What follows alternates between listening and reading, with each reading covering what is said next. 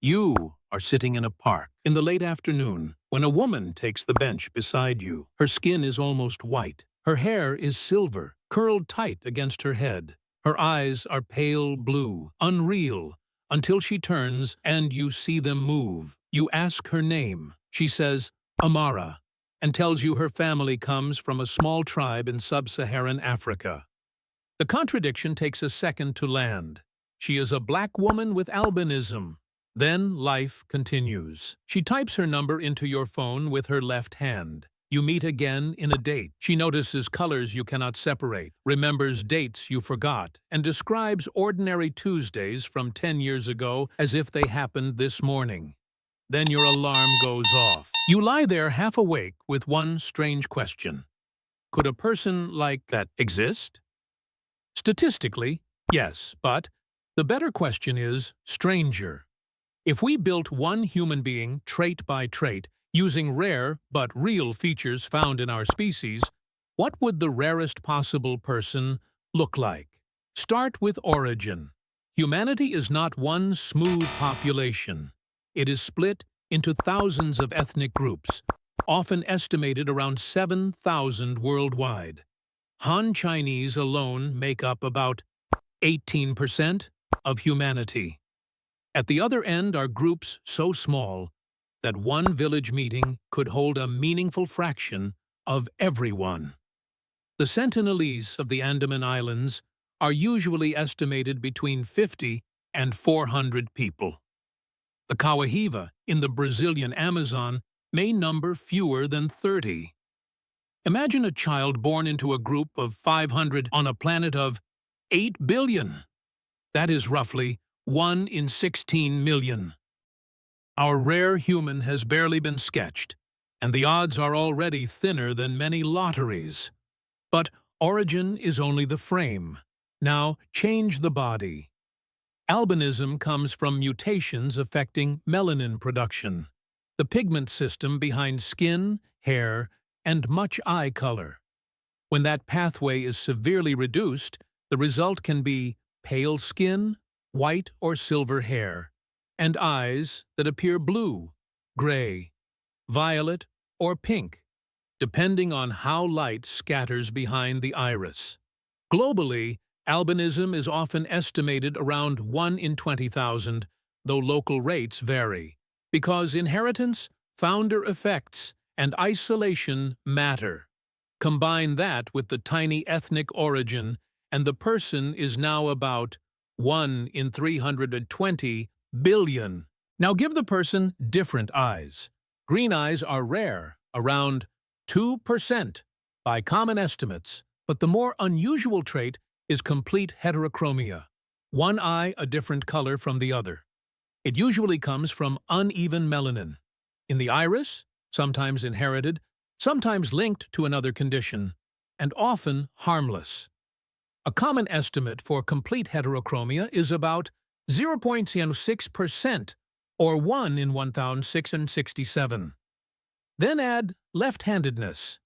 Handedness is partly genetic, but not controlled by one neat switch. Identical twins can differ, and in some communities children are pushed toward using the right hand, so left-handedness can be undercounted. A conservative global estimate is about 10%, or 1 in 10. At this point, our person is from a tiny ethnic group, has albinism, complete heterochromia, and is left-handed. If we treat the traits as independent, the rough probability is about 1 in 5.3 quadrillion. That if matters. Real genetics is messy, traits cluster. Populations are not shuffled like cards. Some rare conditions become more common in isolated groups. Some traits are tied to their ancestry, sex, or inheritance. But the exercise shows something true. Rarity multiplies faster than imagination can follow. Now make the world brighter for them than it is for almost everyone else. Most humans see color using 3 cone types in the retina, tuned toward short, medium, and long wavelength. The brain compares those signals and builds the color world. Ripe fruit, rusted metal, bruised clouds, skin undertones, warning lights. Tetrachromacy adds the possibility of a fourth cone type. It is linked to the X chromosome, so it is mostly discussed in women. A woman may inherit two versions of a cone gene, giving her retina the raw material for an extra color channel. Many carriers do not have functional tetrachromacy, but some may distinguish shades that look identical to ordinary vision. Researchers have suggested functional tetrachromacy may occur around 1 in 40,000 women, or roughly 1 in 80,000 people, overall. Picture her in a fabric shop. Two bolts of cloth look red to everyone else. She separates them instantly. One leans toward a color between red and green that the room has no name for. To everyone else, it sounds like poetry. To her, it is eyesight. Now give her a memory that refuses to fade. Highly superior autobiographical memory, often called hyperthymesia, is the ability to recall personal life events with extreme detail. Not just birthdays and disasters, but ordinary calendar days. What she ate, what the weather did, who called, what song was playing. The condition was formally described in 2006 by neuroscientist James McGaugh and colleagues after studying Jill Price, a woman who said her past replayed continuously and involuntarily. Since then, fewer than 100 confirmed cases have been widely reported, though undiagnosed cases may exist. A generous estimate might place it at 500 people worldwide, or about 1 in 16 million. Imagine remembering your first date not as a warm blur, but as a full room, the pattern on the table, the sentence that made you laugh, the smell of rain on someone's jacket.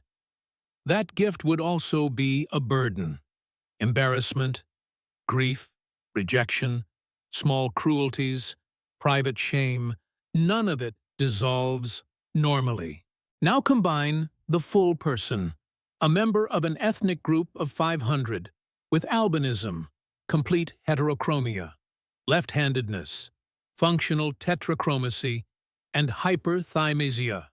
Using the rough numbers we chose, the result is about 1 in 6.8 octillion. That is far beyond the human population. It is larger than common estimates for the number of stars in the observable universe by thousands of times. Compared with grains of sand on Earth, you would need hundreds of millions of Earths to reach the same scale. And we still have not touched Rh-null blood, rare skeletal variations, unusual immune profiles, extreme longevity genes, or neurological traits documented in only a handful of people. So the rarest person is not really one person. It is a moving target, because humanity has too many variables: ancestry, mutations, perception, memory, anatomy, blood, metabolism, chance. The dream woman could exist in pieces. Somewhere, a left-handed woman with albinism is walking through a market. Somewhere, a person with two different colored eyes is waiting for a bus. Somewhere, a tetrachromat sees a sunset with colors most of us will never know.